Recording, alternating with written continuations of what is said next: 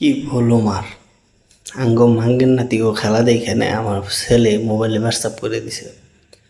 মানে অডিও কোনো ম্যাচ আমি যে প্রথম যে একটা অধ্যায় গেল টি-20 আজকে শ্রীলঙ্কার সাথে ব্যাটিং আমাদের নাইম এই বান্দির বোলার থেকে নিয়ে এসে জানি না চুন জঙ্গল থেকে উঠিয়ে নিয়ে এসে এনে টেস্ট ম্যাচ খেললো।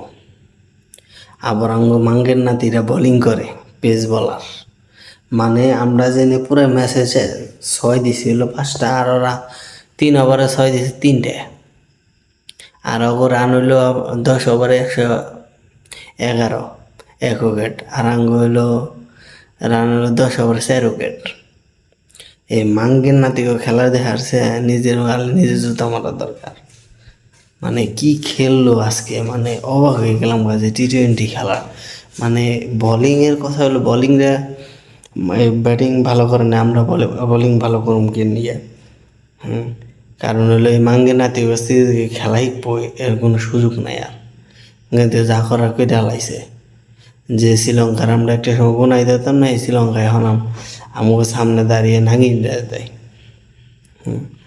কি বলুম, লজ্জা থাকার দরকার আমাকে, তো লজ্জাও নাই। তাহলে খেলতে যাবো কেন?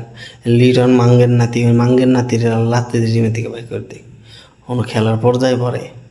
কি কম আর খুব ভালো খেলছ, সামনে পর আর ভালো খেলবা তোমরা, বোঝা শেষ। মাঙ্গের নাতিরা তোমরা যাদের বাড়তে যাও গা, যে না টুথপেস্ট ফেরি করো গা, মলম বেচো গা, তাও কামে নাকবো কটাটাই আইব, কিন্তু সরকারের টিম নষ্ট করো না, আমি ইমোশনাল খেলো না।